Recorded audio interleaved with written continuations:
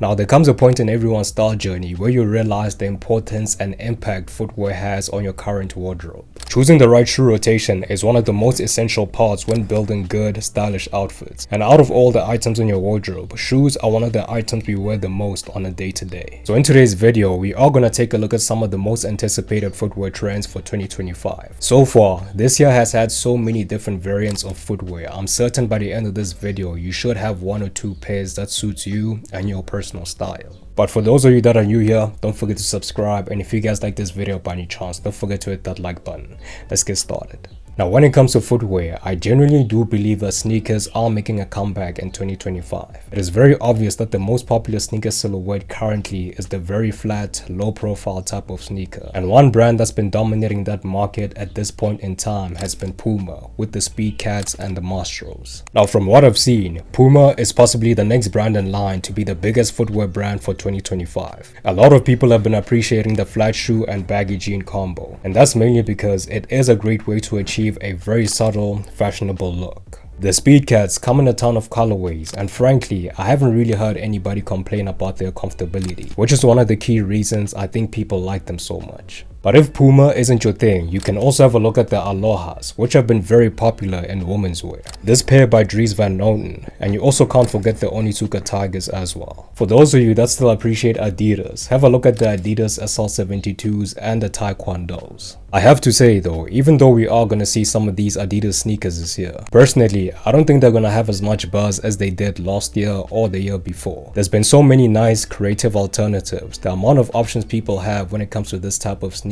has grown exponentially. Other pairs of sneakers I've been seeing across the media have mostly been the Nike Shox, which were actually popularized by the Martin Rose collab. And I've also been seeing the Nike Air Max SNDRs. Now obviously, Nike has had a difficult time these past 2 years, and that's mainly due to a lack of sales and innovation. But even though that's the case, like I just mentioned, shoes like the Nike Shox and SNDRs have increased in popularity, and that's because there are shoes that have that retro feel to them, which basically ties to how fashion is trending this year. While we're on the topic of Nike, one collaboration that has taken over the streetwear community has been the Veneta Carter Air Max Muse. These have a very interesting design language in my opinion, and play into that Y2K retro style that's been buzzing lately, kinda like what the Nike Shox have been doing. 2025 is also the year we're gonna see a lot of hiking shoes as well, specifically from the brand Salomon. Now Salomon is a hiking brand that's been in mainstream fashion for a while now, and many fashion enthusiasts have been liking it simply because it has a wide variety of options when it comes to the actual models and colorways. Another thing that's made this brand popular is that it has a unisex appeal to it, and you can mostly see it on social media with how it's styled in menswear and womenswear. Salomon has had some pretty nice collaborations in recent years, and moving forward, expect to see a few more. Currently though, there are two models in particular that are the most popular, and those are the XT6s and the ACS Pros. Hiking shoes are being styled outstandingly these days, whether it's in streetwear or activewear, it's all great nonetheless. Next is hybrid footwear. Now if you've been paying attention to the fashion scene currently, I think you'd agree that one of the most polarizing items of footwear in 2025 are hybrid shoes. These are basically when you combine two models of footwear into one. A good example of this would be the New Balance 1906L. Loafers have been a preference for the masses lately due to their versatility, so these are essentially a mixture of the 1906R and a penny loafer, which I think are good for the fashion conscious individuals. Now in my opinion, footwear has been extremely underwhelming in fashion, and that's mainly because I think people have been searching for something new to incorporate into their wardrobe, and these are exactly that. I have to say though, hybrid footwear isn't exactly the most popular type of footwear right now, but I do think it'll have a huge impact on the design element of footwear in the future. Some of the shoes that I think are worth checking out are the Mexico 66 Ballerina Flats, which are quite nice in my opinion. You can also have a look at the Miu Miu and New Balance Mule, the XT4s by Margiela, and there's recently been this micro trend of creators coming up with their own variations of customized football boots, which is something I've enjoyed seeing actually.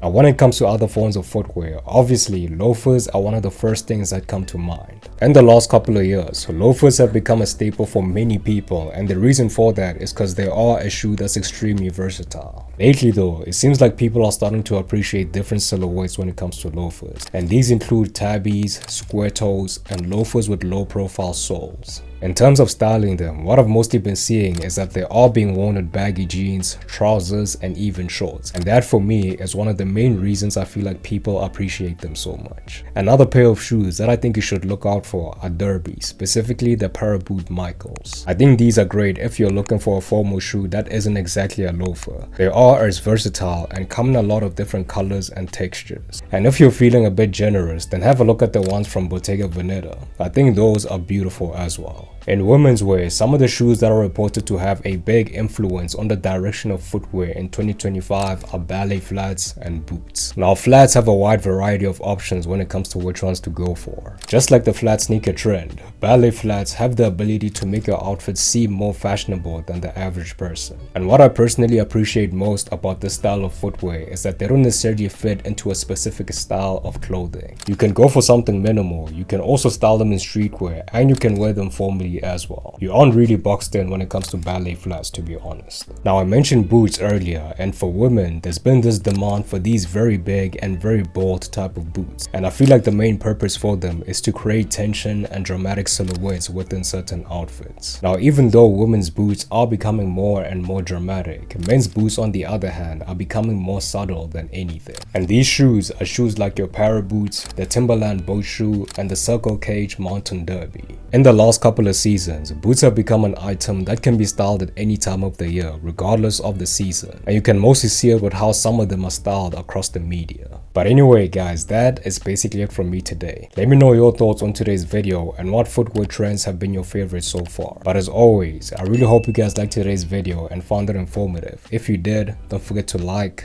comment, and subscribe. Peace.